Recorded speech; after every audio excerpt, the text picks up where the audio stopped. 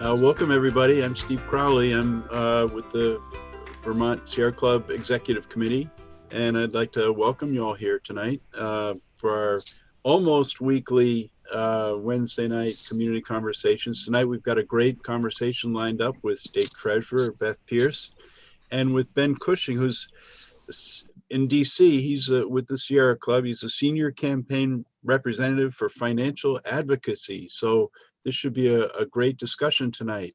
And with that, I will just hand it off to Beth and say, welcome, Beth. Well, thank you very much. I am a member of the Sierra and very much appreciate the work at both the local level and the national level. And just to let you know, I'm also a member of the Audubon Society. Again, thank you for the invitation. You know, our investments are in three areas. One is our local, our short-term cash, which we use to essentially pay the bills. And then we have money in what we call the trust investment account, which is money that has a little longer maturities associated, things like the higher education trust fund, which is scholarships for students, and some tobacco money that the state had, although frankly, the state has used those a great deal for one-time expenditures, the Veterans Home and the like. And our pension funds are about $5 billion in assets. It varies a little bit from day to day, as you might imagine, with the markets. But we have the money for all three retirement plans, the municipal, state, and teachers plan are aggregated and invested together. And that is the VPIC, the Vermont Pension Investment Committee. I am one member of that. I happen to be the vice chair. There are 6 members of that group, 3 that are appointed by the governor, and then 1 representative for each group, retirement group, the state, the teacher, and the municipal. And they don't necessarily have to be on that trustee board. They can be people that have investment experience that the board wishes to appoint to the committee. In addition to the 6, we have a 7th member, which is an investment professional that is elected as chair. So the group of 6 elects a chair, and he or she receives a salary. Not very much. It's 1/3 of my salary, but not mine. Actually, I don't give it to him, but 1/3 of the equivalent of my salary, and that is Tom Galanka. And Tom is a investment professional, and he's been chair for about 4 years, and very, very impressed with his work. And then we have a CIO, Chief Investment Officer, that reports to me. We are the custodian of the investment funds, and we have additional staff, 2 other staff that work with us. So you might imagine 3 staff for $5 billion isn't a lot of money. I always tell a lot of staffing. I always tell the legislature I'd like to have at least 1 person per billion, but we're still working on that. So we hire an investment advisor who's a fiduciary to the fund. Up to recently, that was NEPC, so I might mention their name as I'm talking about our initiatives. And recently, we switched to RVK, and both are top quality, and they assist us in making our investments. So about 2017, we started looking at. Well, let me digress for a minute. Our short-term cash, we have a program called 10% in Vermont. And what we do is we put 10% back into local investments. That's roughly $34 million. And we've used a great deal for housing and energy efficiency. And so we've done a lot of work with NeighborWorks on energy efficiency for residential, $10 million with VEDA, the Vermont Economic Development Authority, which they've leveraged into about $40 million with loans.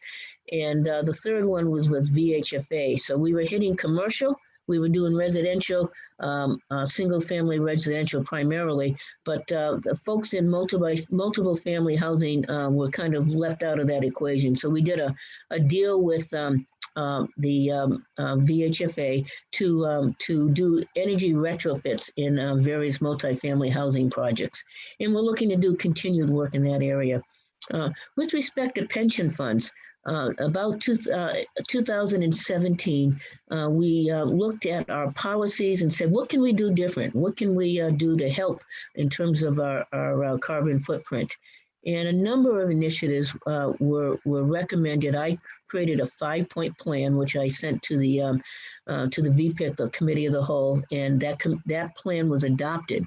And I'm just going to walk through those rather quickly.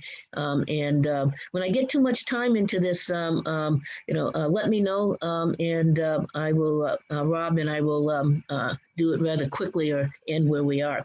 But the first one was to change our policy. So I recommended a policy change so that when we're conducting investment manager searches, that the consultant will be required to disclose their investment guidelines, but also their practices around ESG, environmental, social, and governance issues, and how they relate those to risk assessment. So that when you're looking for a particular security and your investment manager, how do you build into your process the risks associated with the environmental risk, stranded assets, adding to our as opposed to reducing our carbon footprint. And we've developed that policy, and I'm pleased to say that is in place, and we use that as we are talking to prospective managers and looking at what they can offer. And we have seen some improvement. We've got a long way to go in how they integrate that and the decision making that they have around investment choices. And we've seen some improvement there. For instance, we've have a little bit more environmental impact in terms of selection of companies in our private equity, including an agricultural private equity firm that works on innovative improvements to assist in terms of the environment for farms. And we're very pleased. That's about 25 million, so we got a long way to go, but that is one. We have different managers, Acadian, for instance, that looks at some of our equity. And what we do there is, how do you pick these, your investments? What's the process with that? And how do you build in your carbon risk, and what are the metrics around that? And we're just really getting to fine tuning those metrics. Our second recommendation was to take a look at the possibility of creating a new passive investment vehicle that could be used by VPIC that would be consistent with our environmental, social, and governance policy, and explore ways to do that and bring in low carbon opportunities. That one, to be very candid, we have not had a great deal of success. We tried to partner with the city of Seattle to create a plan where we would put in 150 million, and I think they were looking at 300 to 350 million. And what we found is that the market really did not support that without adding a great deal of cost. Now, groups such as New York had some success, the state of New York, because unlike us, where we hire investment managers to select investments, they do a lot of that internally. So they were able to create that passive investment vehicle in-house with their existing staff. So we're looking at ways that we could do something similar. Our problem is, as I said, we have 3 staff for $5 billion, and obviously some of my time and some of the time of other staff in the office. But we're looking at that as an option, but that's the one, frankly, we've made the least progress. And I would be very interested in having your input about how we might find opportunities there. We also are exploring ways to identify renewable energy opportunities. It's a great investment. It's a great investment for the future, and we see this as a subset of our asset classes. And we are making some progress. The agricultural equipment area that assisted in, as I said, in reducing pollution. We also have additional investment selection in the areas from our vendors. We need, again, we're working on this a little bit more, but we've made some progress with that. And, the big question is, how do you work with the metrics on it? How do you measure the progress that you have? And we brought in the Sierra Club, VPIRG, and Clean Yield, a great investment firm in the southern part of the state, to talk with us about how we can do better metrics on this. And We got a little bit diverted, something called COVID, but we are continuing that effort. We are a member of the UN um, PRI for response program. I forgot the P at the moment, but initial. But the responsible investments, we have some criteria there that we're looking at. We're also part of SASB, which is Sustainable Asset Standards Board, and what they're looking at is how do you measure progress in companies. So we're looking at that. Our most recent ESG report, so we're trying to report out the results of our efforts. We'll have more of that. That report will probably be out by the end of December, and our folks are working on the draft right now. And what I particularly like about that report is that we asked every single investment manager that we have to not just tell us what your policies are, but what you are really doing, answer a series of questions. And we took those and we graded those responses and creating some metrics around that. We want to do more quantitative metrics as well, and we're going to continue to work with our partners. And I very much appreciate the Sierra Club being a partner. In addition to that, we are looking at the feasibility of those metrics, as I just said, and what we can do to further our monitoring efforts. And again, we need some help with that, but we're working through that process. We have additional metrics in our report. We did an initial report a few years back. This report will take it the next step forward in terms of metrics, and hopefully, as I said, we expect to have that out in December, late December, but we'll get that out. And our last piece is to continue the dialogue with managers on ESG issues and prepare periodic updates such as the ESG report. And we kind of added a sixth to the process, which is our engagement with companies and investment managers to push the agenda forward. We frequently partner with other state treasurers and investment companies or institutional investors to work with companies. So we file shareholder resolutions. We do letters with the companies, and when you do a shareholder resolution, the party that you've made the resolution to address that in their annual meeting, they're required to have conversations with us and work on those policies. And so we've been engaged in that. We have partners there as well. We work with a number of environmental organizations to push the envelope there as well. One concern I have there is the Department of Labor recently issued a proposed change to the SEC regulations around ESG. And while we are not subject to the ERISA or the Department of Labor, a lot of institutional investors, including us, use that as a guideline to its policies and procedures. And if they're successful, it will reduce the number of institutional partners that we can have in the private sector that would partner with us to push companies to do the right thing. I think the reason that this is happening is when we have success in the boardroom in making changes. And this is an effort by companies. This is an effort by various industries, including the petroleum industry, to reduce our voice. And unfortunately, it's the steps that they're going through are kind of expedited or streamlined so that they can get this done before the transition to a new president. Rather than a 90-day comment period, for instance, they had a 30-day period. We, of course, commented on this individually and as a group, and we're continuing to advocate for to have that broader investment policy that supports our efforts in ESG.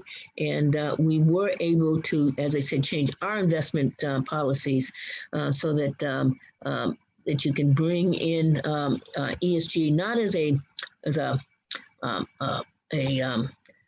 secondary issue, but a primary issue in terms of our investment policies and our investment selection. So that's where we are. We're working hard on that, and we've had some success. We need to do more. We're looking to partner with our organizations such as the Sierra Club. We've submitted that plan, as I said, in 2017. We revised the policy, and I have to say that Clean Yield was very, very helpful in doing that.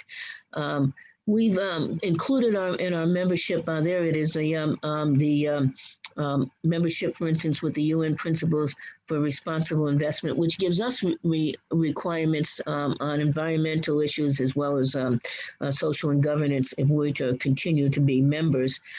This fall, as I said, we added that agricultural technology, which is something I believe will very much help us in promoting anti-pollution issues and better management and finding the technologies to do that.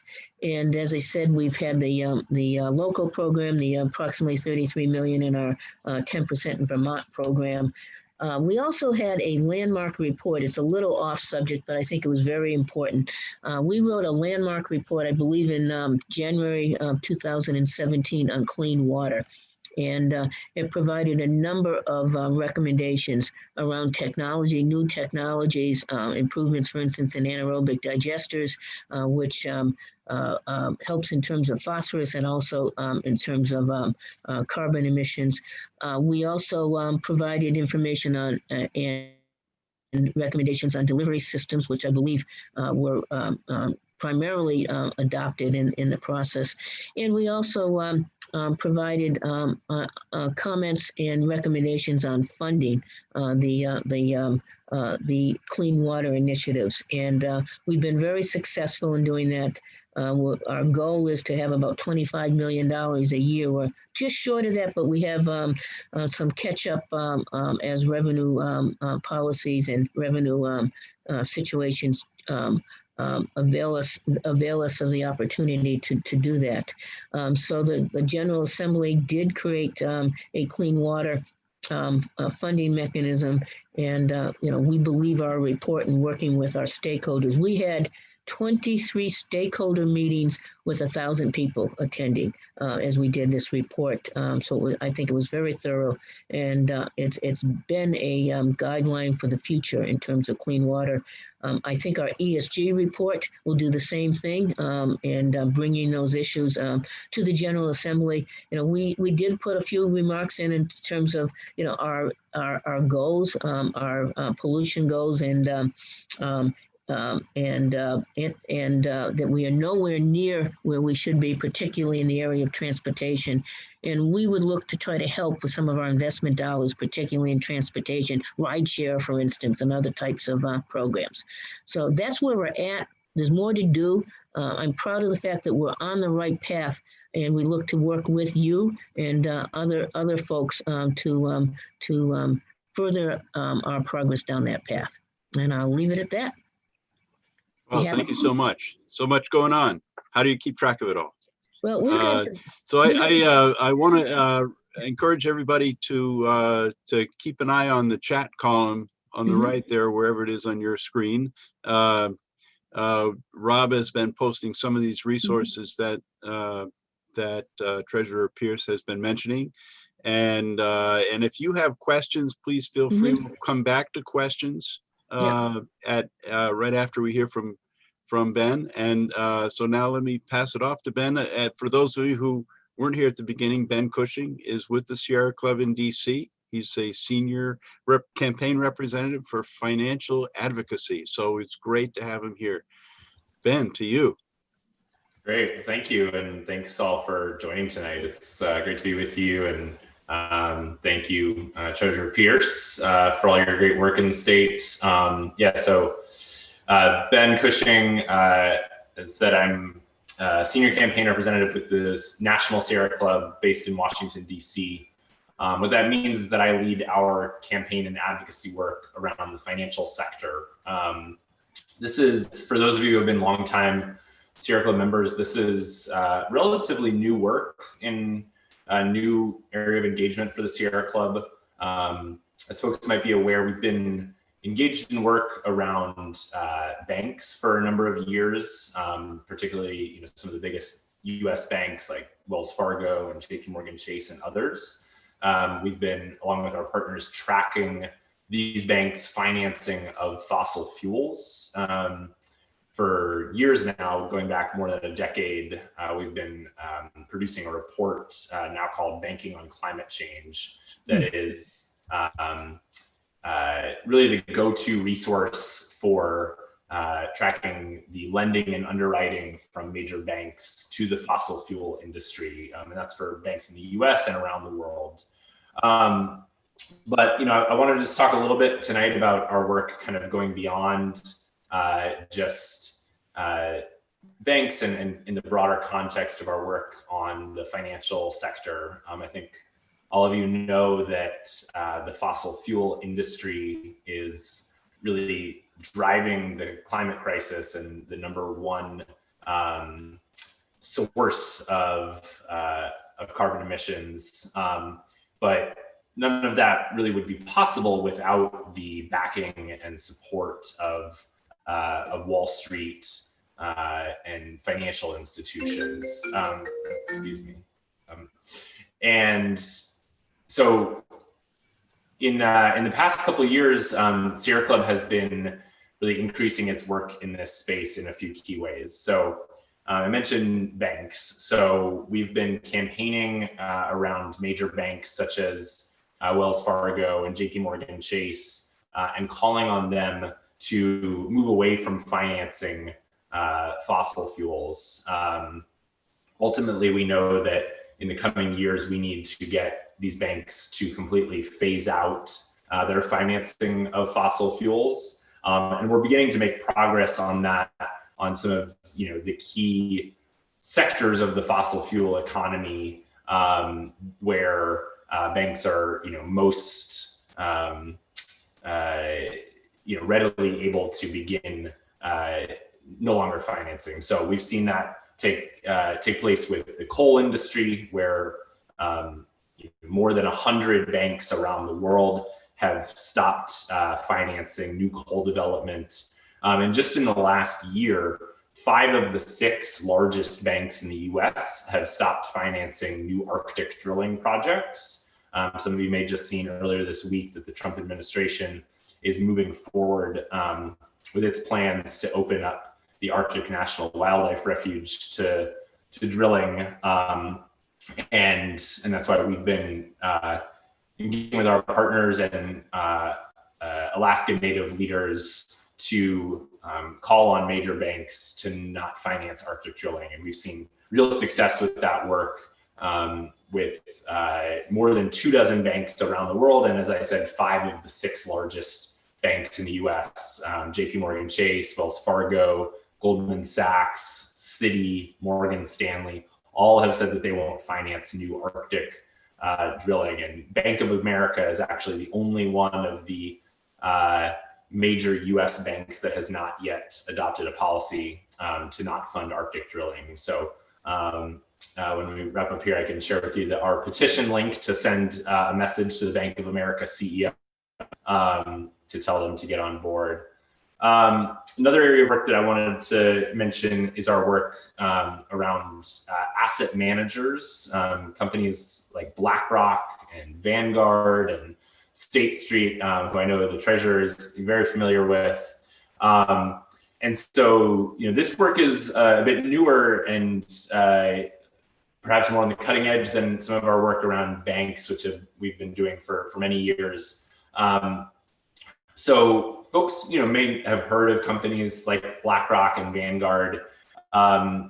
Blackrock, for instance, which we have focused on most in our campaign, is the largest asset manager in the world. It manages over $7.5 trillion in assets, which is more than the GDP of a lot of countries. And it is, therefore, as you can imagine, one of the largest investors in coal, oil and gas, deforestation, and is really fueling the climate crisis in that regard. Our campaign around BlackRock and other asset managers has really focused on not only pushing them to shift their investments away from fossil fuels, but also we understand that the investments that a company like BlackRock has in almost every publicly traded company in the world gives them enormous power as a shareholder. So BlackRock is often the largest shareholder of a given company. So take ExxonMobil or Chevron or whatever, their top shareholders are BlackRock and Vanguard and State Street. And so, if we can convince those companies to use their power accordingly and to demand strong transparency and action and accountability from those companies, it could have huge ripple effects. And so, again, there we've seen early signs of progress. Folks may have seen at the beginning of 2020, back in January, which feels like a lifetime ago, but BlackRock CEO Larry Fink, who is one of the most prominent figures on Wall Street, every year puts out an annual letter, which is kind of his message to the entire corporate world from his perch, where he talks about key issues. And this past year was pretty much entirely about the need for climate action, and talked about how BlackRock would put climate action at the center of its business plan. Some of the ways it promised to do that was to begin divesting some of its assets away from coal. In the grand scheme of things, given how large BlackRock is, it was one of the largest divestments from coal ever. Hundreds of billions of dollars. We know that BlackRock can and should go further in strengthening its divestment from coal, and also beginning to shift capital away from oil and gas as well. It also talked about how it would use its shareholder power to move companies that it invests in to shift their behavior. On that front, frankly, we still need to see a lot more progress. Our partners, a group called Majority Action, did a report about BlackRock's voting at major companies this year on climate-related issues, both in terms of shareholder resolutions as well as boards of directors, which are kind of the key votes that shareholders in companies have. And on that front, BlackRock is really at the bottom of the pack among its peers in not voting for many climate-related shareholder resolutions, and voting for most directors on corporate boards, even at companies that are really failing to take adequate action on climate change. And so we know we need to keep pushing there, and we expect that Larry Fink's next annual letter will come out in January, and so we hope to see a renewed commitment from the company there. But beyond BlackRock, we know that other companies in this space, like Vanguard, which many folks, that's where their 401k is housed, have a huge responsibility here as well. And so this is an area that we want to continue focusing on. And then the third area is the insurance industry. Pretty straightforward, and requires a little bit less explanation than asset managers, perhaps, as folks might imagine. I like to often say that if you want to build a new coal plant or pipeline or drilling project, you need three things generally. You need permits, you need financing, and you need insurance. Sierra Club, as many of you know, have gotten really good over the last years and decades at fighting against permits and not allowing companies to quickly get clean water permits to pollute rivers and the air and all of that. Financing, in terms of banks and asset managers, and then insurance. So major insurance companies like Liberty Mutual and AIG and State Farm and others are huge numbers of new fossil fuel projects, which is particularly perverse when you remember that these same insurance companies probably know as much as anyone about the impacts of climate change, and whose own customers are seeing rising premiums from devastating wildfires and hurricanes and floods and all of that. And so, we need to continue pushing major insurance companies to stop making the problem worse by enabling fossil fuel expansion.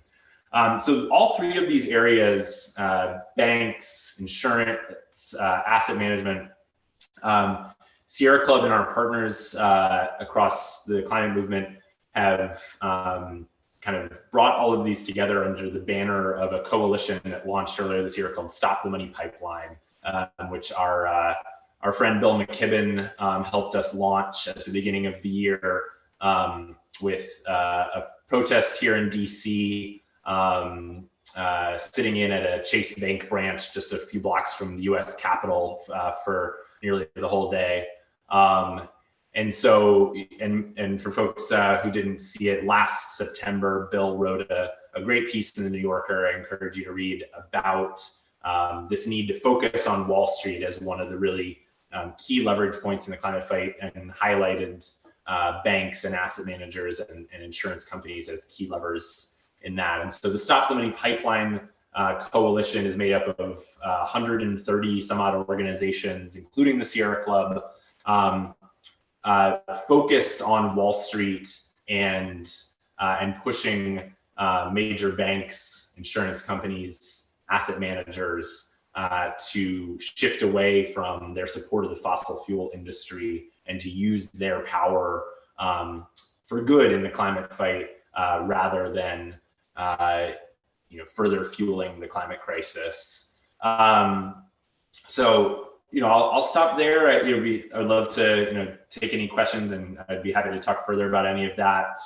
The last thing I'll just say on this is over the last 4 years, obviously facing the Trump administration, we've really had to go on offense in a number of other ways at the national level on climate, working not only at the city and state level, but pushing on corporate America and on Wall Street to continue driving positive action while the Trump administration has tried to roll back so much progress. And one, I think really exciting area going into 2021 and to the Biden administration is that I think there's a real opportunity to push for new financial regulation that helps to drive climate action, which I think would be a new frontier and kind of a creative new area of policy making at the national level. Something, frankly, that the climate movement and Sierra Club, has not really historically been focused on. The Treasury Department and the SEC and some of these financial regulatory agencies, we often think of climate action as being the responsibility of the EPA and the Interior Department and things like that. But I think that's going to be a really important and interesting area for you all to watch and to be involved in next year and during the Biden administration as we work with the administration and financial regulators and policymakers to push the financial sector and Wall Street in a better direction on climate. Great. Thanks so much, Ben. So much to think about. I'm going to go to questions now, so please go ahead and enter them, but I'm going to call on folks as I see them in the stack here in the chat box. But I do want to pay particular attention to the fact that Rob has posted the petition for Bank of America there in the chat box. So if you find that link, while you're listening in, go ahead and sign that petition. And so I'm going to first go to Gwendolyn Hallsmith, who's put up a couple of questions. Gwendolyn, you want to ask one of your questions or pull them together?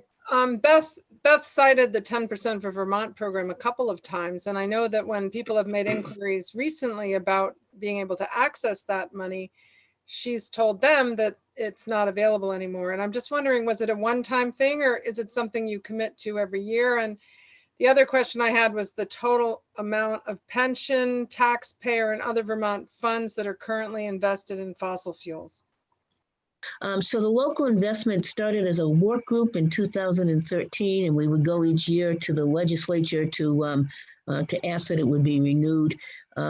They had such success with it, they created the Local Investment Advisory Committee, which has VEDA, the Vermont Economic Development Authority, VHFA, VSAC, and others on that committee, as well as Efficiency Vermont. And we have been continuing to invest. One of the programs that we've continued to work through is the state buildings. You know, I always say that we should be a leader, not a follower in terms of our buildings and make those environmental improvements. So we've been working with the Building and General Services Group to do that. We continue to invest and recycle those dollars as they're available. We made I believe it was last year, a recent investment, another investment in energy efficiency. We have some others on the book. So to be very candid, we are continuing with that program. And if there are two places you can look for it on our website. So I'm going to try to pull those up. One is the Treasurer's Annual Report. And if obviously it's annual, and we have an update on our activities each year. And in this case, it's on, I believe, 36 and page 37 of the most recent annual report. And you can find that under reports and committees in our webpage. And so that is there. In addition to that, we have the minutes of investment meetings. We only meet when we have this particular investment activity. I did look at that a moment ago, and I know that some fall of 19 needs to be added to that. We did some work with, again, Neighbor Works over the past year and a half or so, as well as Champlain, and lowered the interest rate that VEDA was paying on its energy so that they could do more energy clean energy, and renewable energy projects. So we're continuing to be active. You can, again, find out on the reports and committee in our annual report, as well as our reports and committees, a specific committee. We list all of the committees that were involved in it. And as I said, I just looked at that and saw that we need to post a couple of additional agendas and minutes, and we will definitely do that. But our work is ongoing. And we recycle dollars. For instance, in the building, the energy buildings with the state, they were not using as much money at that at first. They were working on their partnership with Energy Efficiency Vermont.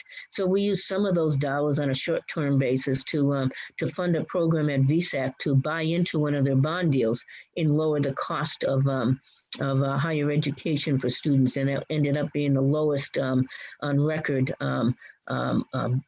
borrowing rate for students. At least at that time, I have not checked to see if they've done better in the current rate environment. But that was already repaid and again is available. So we're recycling dollars as we can as well. With respect to our fossil fuel numbers, I don't have those here. One of the problems that we have in our current monitoring is that the GIC, the industry codes that are used, include both fossil fuels and renewable energy and other energy cost centers in those codes. So breaking those out is very difficult. One of the reasons we met with the Sierra Club and Clean Energy, as well as VPIRG, is to try to develop better metrics there. And I think you start to see some of those in the next report, which will be out in December. And continuing on, as I said, COVID kind of interrupted our cycle there, but we're continuing to work on that.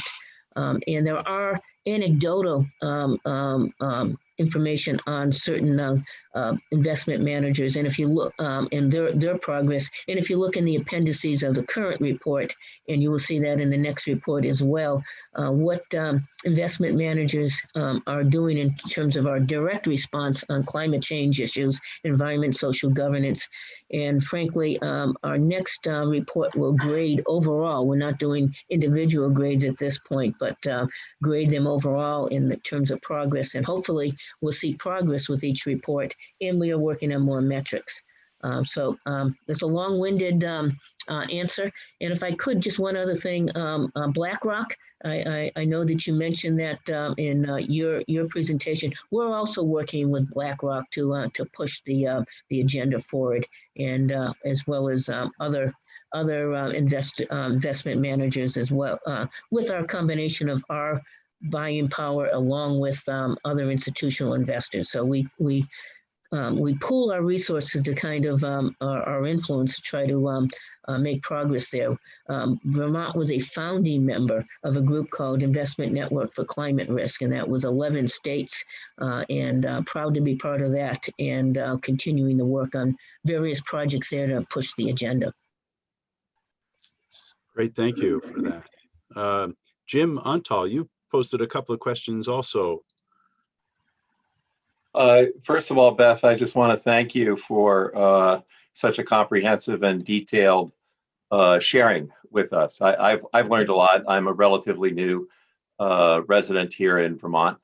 Some people on this conversation know that I'm with the United Church of Christ.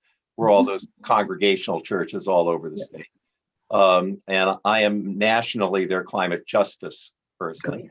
And I also wrote the first divestment resolution, which our denomination passed nationally back in 2013. I'm a little taken aback by what you just said, that essentially you don't have the metrics to actually know how much fossil fuel, how large your fossil fuel holdings are. I would think that any manager worth their salt in this day and age, certainly my experience working with endowed congregations is such that any manager worth their salt can tell you right off the bat what the breakout is of your fossil fuel holdings. Now, whether or not you and your group want to establish a trajectory of divestment, that's a different discussion, but I'd love to hear your comments on that possibility, recognizing that other states have divested their holdings of fossil fuel companies. Thank you. So let me address the metrics first. As I said, we're in the beginning stages. We've met with some of our partners to do that, and there is some mixing in terms of the investments. There are two issues. For instance, we know, and our holdings are public. They're on our website as well. So if you see a security, we can add up how much in ExxonMobil and various, and it's on our webpage. We have updated holdings reports that you can look at on a periodic basis. The issue is with pooled funds, so that we're not actually buying a security, we're buying a position within a commingled fund. And we're trying to push the envelope on that, because again, I can tell you how much in various fossil fuel companies that we have direct holdings, but where we're missing the investments is, as I say, in those commingled funds. We are trying to look under the hood in those funds and see what is available. We just recently signed a contract with a group called Matrix, which is going to provide us new monitoring tools and to be able to look at those funds. So we just, as I said, signed that, and we're going to be trying to look under the hood more. And we have, for instance, in private equity, we've looked under the hood, and that's good for us in a number of areas. Number one, you like to know what they're buying and make sure they're in terms of your risk assessment and the type of investment and the style of the investment, they're doing the right thing. And again, we want to look at their position in terms of selecting renewable energy companies and investments there. So we're pushing the co-mingled issue now. I can tell you, and you can look up our positions in separately managed funds that the holdings are on our report. I did not bring those, but we'll certainly take a look, and I'll send those over to Rob. The issue of divestment, we as a pension committee took a look at that issue in 2017, and we contracted with a group called PCA, Pension Consulting Alliance. And in that process, we invited a field organizer for 350, Vermont 350, the Sierra Club, VPIRG, and Clean Yield. And we asked them, we had reports that said that it would cost us money. They had reports that said that that's the right thing to do in terms of your investment strategy. So he said, let's hire an independent company to take a look at this and help us with recommendations. And we asked that group, that Consortium Environmental Advocates, again, that group of 4, to identify 3 consultants that we could then send out a request for proposals and take a look at it. So they did that. They gave us 3 names, including PCA, rather than my staff select them. We thought they would be more independent. We met with PCA. We provided a scope. We worked with, we had probably, Rob, I'm trying to remember, but I would say that at least 20 folks in the room when we developed the scope, and those meetings were recorded, and I believe they're available on our website as well. Developed a scope and then said, let's put them to work. And I involved myself in the first meeting, and the rules were, if you were from 350 and you were giving information to the consultant, you also had to share it for the lobbyists for the petroleum industry. And if the lobbyist for ExxonMobil was giving information, they had to share it with all the environmental advocates, so that everybody was on the same plane. They all knew what was going to the consultant. I backed away, and my staff backed away at that point. We wanted this to be independent. We provided any information they wanted, for instance, on holdings and that, but we stayed away from the development of the proposal. We wanted it to be, the results. We wanted it to be independent. The end result of that was that, and I won't say whether that works for a different portfolio, different pension fund, although institutional pension funds are harder to do those rather than, for instance, educational institutes and so on. You're nodding your head yes, so you understand the difficulties. So I won't comment on divestment for other institutional investors, but what PCA said is it would cost you significant dollars and add risk to your portfolio, and instead offered other ways to address this. And that's where I developed the 5-point plan that I presented to VPIC. So I think we're moving in a responsible way. We've added that to our investment policy. We've implemented most of that plan. As I said, I'm somewhat disappointed on the passive investment vehicle, and would love to chat with you, for instance, on that and whether there are opportunities there. So we're continuing those efforts. We believe this is the best way to go. That shareholder engagement that you were talking about, that was Ben was talking about with Blackrock, we're doing the same thing, and I think that having the pressure from a different number of groups is very, very helpful. And we've combined our assets, because $5 billion sounds big for Vermont, but considering the money that other investment managers, other states have, $400 million, and CalSTRS and CalPERS, the California Teachers and State Plan, are the biggest. And you're nodding your head again. You've probably worked with them as well, as have we, and we'll continue to do that effort. So we're not silent on the issues, but this, our independent consultant came up with this. And again, it was a consultant that the environmental advocates, including Rob, helped us make that choice. So I think we did a good job on that. We want to take those 5 initiatives that we developed and others as well and move forward on those. So we're not silent, but that was the direction that we did move to. Yes. So just to clarify on that, the whole process, Beth brought us all in there. It was 350 and VPIRG and Clean Yield Asset Management. And one of the things that was more striking about it, she brought all their investment, not all of them, but a good number of the investment managers to Vermont. And we had full discussions with them about what they're doing about stranded assets, what they're doing about climate risk. And they were all like coming up with their reasonings why and what they were trying to do and what other changing that whole investment decisions in their own calculus and how they figured out this stuff. So that was one of the things going into that process. But even still, while we negotiated this contract with PCA to do this study for us, we saw the report, and the report came back not in the most favorable light of the way we wanted. And Beth brought out an olive branch to give us these steps that she said she was going to carry through. So I just wanted to make sure everybody acknowledges that like, she could have turned back and said to us that, no, divestment won't work. You're on your own. She worked with us to come up with solutions that we could reduce our investments in fossil fuels, even though that was the path we wanted, wasn't the way that this investment this consultant suggested. So I wanted to add that point. Yeah. I just thought I'd just point out one thing. You folks identified the potential consultant. We paid for it. So Yep. I'm a treasurer. I have to point that out. Yep. And Ben, to you. Yeah, just I think we could probably talk all night about the debate around divestment. I think as I've tracked this conversation for many years, I think folks talk about the reasons for divestment in kind of three broadly key areas, and these are not necessarily mutually exclusive. But one is the moral case. Just we don't care if it costs us money. We don't want to profit off the destruction of the planet. We don't want to be invested in fossil fuels.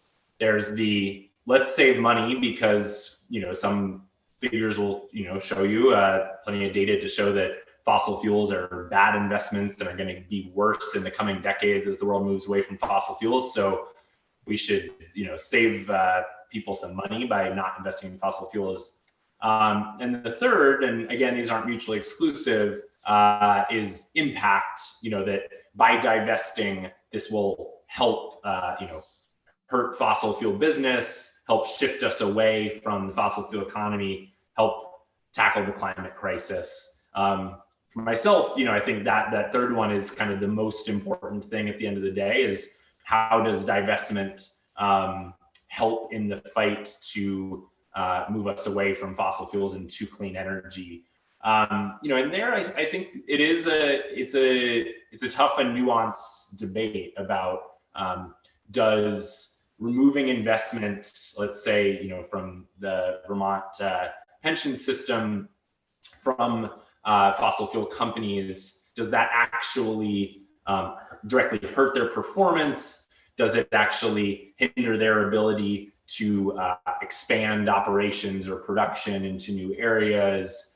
And the trade-off that folks will routinely bring up is that by being an investor, by being a shareholder, that gives you then power as a shareholder to vote. And bringing it back to what I was talking about with Blackrock, I think that's one of the key reasons why we are so urgently pushing on Blackrock to take action, because we don't necessarily expect them to divest their hundreds of billions of dollars in holdings in fossil fuel companies tomorrow. But if they're going to hold those investments, they should use that power and use their votes accordingly on those companies. And I actually think this is an area where folks like yourself, Treasurer Pearce, and other state treasurers, I think, could actually be pushing even further is the power of voting, not only on shareholder resolutions, because as some of you may know, shareholder resolutions can kind of only go so far as what can even be asked for and how legally enforceable they may be.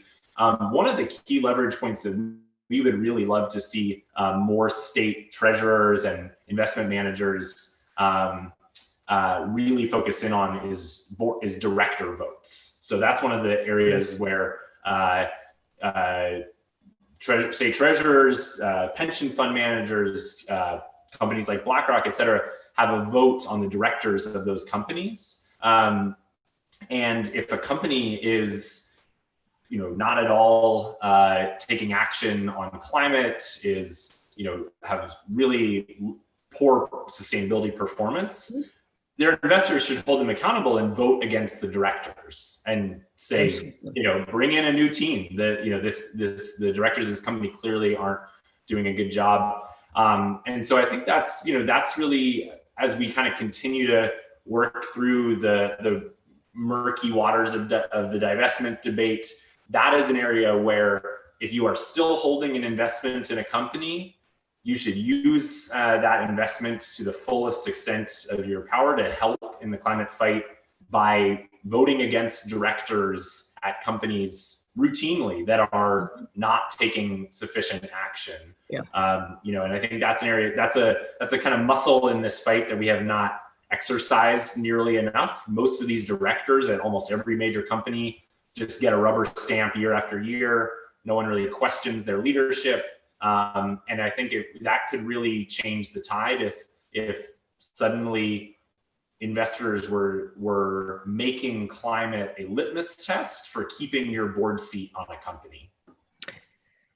If I could, Ben, you're right on that piece. We've we've been a co-signer on a number of shareholder resolutions and pushing the independent chair as well, whether it's Facebook or any other folks. We're about to be the primary on one. We were a primary on opioid issues last year, and a very sounds like a dull one, but how you under GASB, the Government Accounting Standards Board, work on executive pay. We were also the primary sponsor, the lead.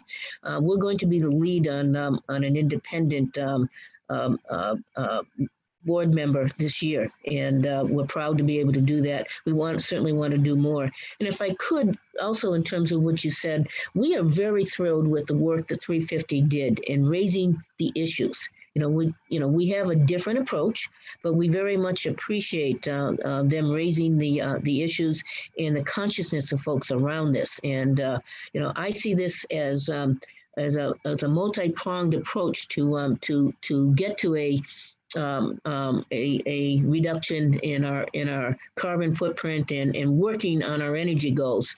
And we're working with you in different ways. I went to an Exxon meeting with Pat Daly, Sister Pat Daly from the Tri-State Responsible Investments, I believe the title is, and I made the motion at the meeting, and she did the second, because we were concerned that if we did it the other way around, we might not be heard at the meeting. We had limited success, but the next year we had more success. In the year after that, we had more success. So we're building on that, and I think that that's. I fully agree with your assessment of that. We need to do more there, and we're pushing to do more every year on that subject. So thank you. Great discussion. We could probably talk all night for another hour about divestment, and stick around. We may. I'm going to go to Dennis Rajewski. Hello, Dennis. Welcome. You had a question about the COVID-19 pandemic. Yeah, thanks again. I'm pardon me for not wearing a mask. I am trying to stand 6 feet away from my computer. Notwithstanding, the COVID pandemic was mentioned a couple of times in the presentations. Mm-hmm. And I'd like to ask, that's had a significant economic impact on individuals, families, and businesses, mm-hmm. but also on municipal, state, and federal governments. It will have even more, I think. But what constraints might those impacts pose on efforts both to reduce the carbon footprint and investments, but also on new and enacted resident legislative initiatives? Sure. Ben, do you want me to go first? Or do you want to go first on that? Go for it. Okay. So I think that number one, the COVID is the biggest health and economic crisis of our lifetime, and and it's becoming more severe in all states. The second wave here, and we need to do better. One of the problems we have with the aid from the federal government under the CARES Act, we received $1.25 billion in this state, but it came with strings attached in different areas. And we need money that does not have strings attached, so we can put that in areas of priority in this state and fill some of the budget gaps. And the House has been working on that. Mr. McConnell has a slightly different view of that, and lower monies and more strings, but we're trying to get that done. I've talked to some folks about that just today. I chair a committee of about 7 comptrollers in the country and 7 treasurers in the country. I think we have the best of both to look at issues around this and pushing the agenda on what you can do with this money. For instance, homelessness. I think that we need to do more and that these dollars are available for that housing. And I believe energy is part of that, that as well. So we need more money in those areas. And again, we need those no strings attached to the dollars as we move through it. The COVID CARES Act dollars will expire on December 30th. There is an effort to extend that deadline. In addition to that, we want to see that no strings attached money that we can put into those. And I'll put a plug in for pensions too, that will help us in terms of the security for our retirees. And my goal in life is that in the Treasurer's Office, that every single person should have an opportunity for a life of financial well-being and to have social justice, economic justice, climate justice, and work on our issues of systemic racism. So that's our agenda, and we're going to continue to work forward on that. But I'm disappointed with where we are with the federal government on that. I'm really concerned about where it goes during the Trump administration and what the end of that and where it will go in terms of the next administration with depending on how the Senate sugars off in the final elections.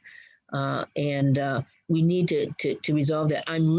My biggest worry right now is we're dealing with COVID, and we also have talk. The chief of staff for the Trump administration today said that that it is possible to have that shutdown. And I can't think of a worse scenario than having COVID in a government shutdown.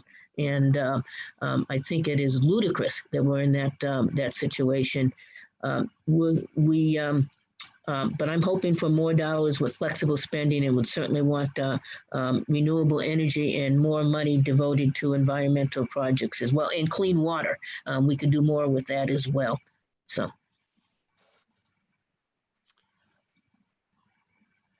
Great. Jack, I'm going to go to Jack Cushman. Jack, did you have a question that you want to throw out? One last question here as we go a little over time. And let me say, for all the talk of divestment, the other side of that coin is investment, right? And you have tremendous power as pension funds to make positive investments that will address the climate crisis, as I know you know.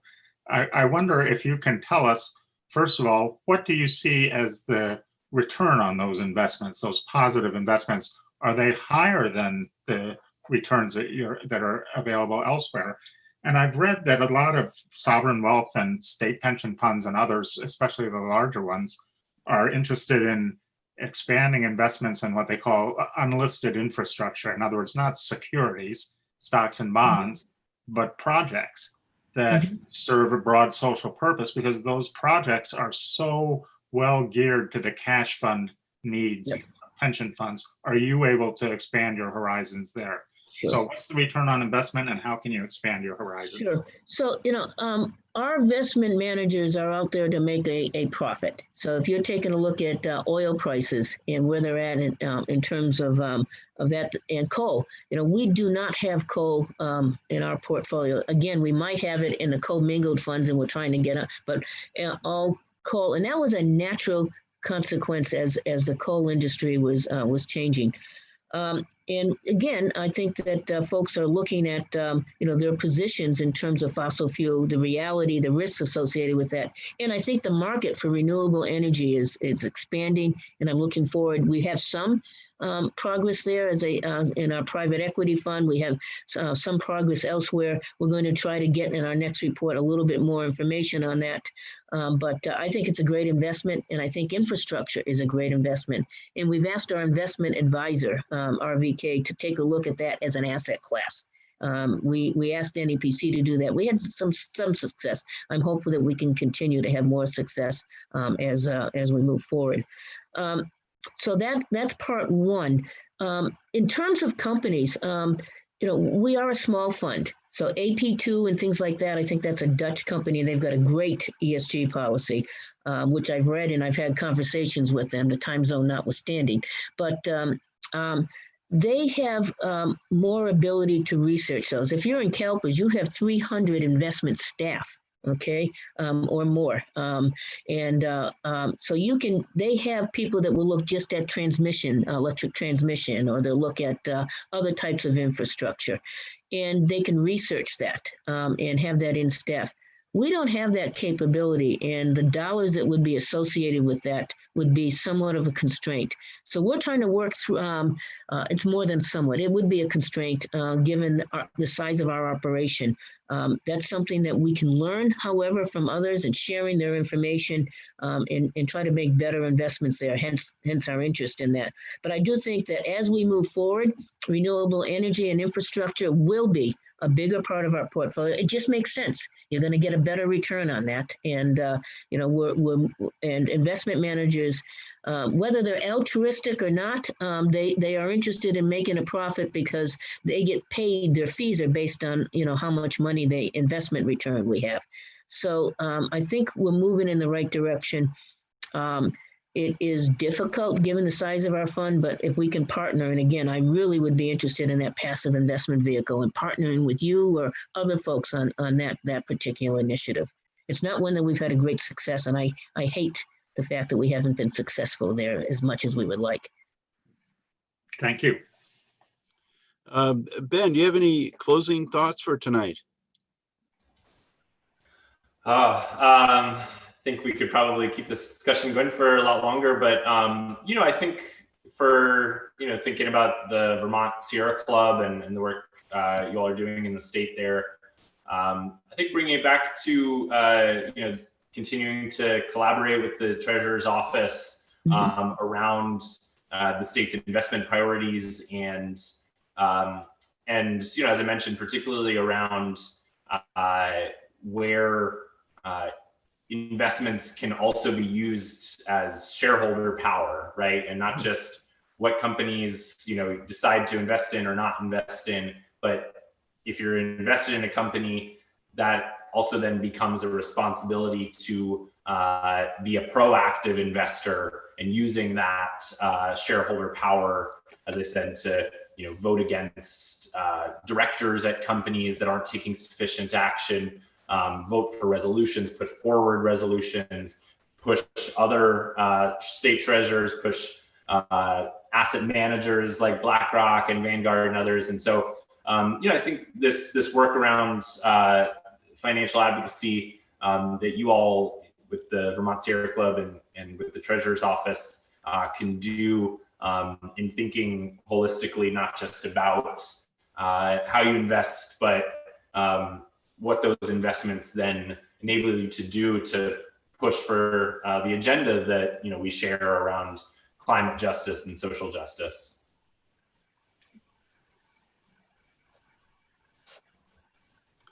Thanks, and Secretary Treasurer Pearce. Yeah, well, thank you very much. I agree wholeheartedly with Ben just said in terms of that engagement and working. There was one instance where one of the consulting firms that helped you decide how you're going to vote, and recommendations on shareholders actually did not concurred with management with an ExxonMobil one, and I was frankly outraged. We don't use that company anymore, by the way. But I started calling treasurers across the country and institutional investors and said, don't listen to this. And we sent out letters. Let's do the right thing here. So you're right, Ben, we can do more there. And I'm proud of that. One of the things I'm very proud of, and so I have to mention this, is the state in terms of its Global Warming Solutions Act that was adopted this year. The governor vetoed it, but it survived the veto was overturned. And we worked very hard on that bill. And one of the things I tried to get across, and I think this is important, rating agencies, Moody's, for instance, bought an interest in an environmental monitoring firm. And they're not necessarily, I have no idea, maybe it's altruistic, but what they're looking at is investor risk in places where you have greater climate risk. And we believe investors are going to come to a state, are going to invest in places that deal with the issues of climate risk, that deal with the environmental issues, that deal with its impact on agriculture, its impact on flooding. And we believe that there's an economic case to make on that. And I testified to that side. I think that we need to look at that economic case, whether it's in investments, pension investments, whether it's in local investments, and whether it's in our economic development. And we're partners with that. And we want to do more. I was very proud of our efforts on the Global Warming Solutions Act. And again, we want to see what other initiatives we can be helpful with at the legislature. This is a partnership. We partner with various groups, including at Sierra Club. Love to continue to have the dialogue with Ben. I think this has been great, and I'd be happy to come back at another time and continue the dialogue. And I can't tell you how much I appreciate your commitment to our energy goals in this state and across the nation. So thank you. Well, thank you so much. And I think that brings us to a close. I want to thank everybody for coming tonight. It's been a great discussion. Thank you so much, Ben, for joining us. And thank you, Treasurer Pearce. My pleasure. Thank you. Good night, all. Thank you very much. Thanks so much.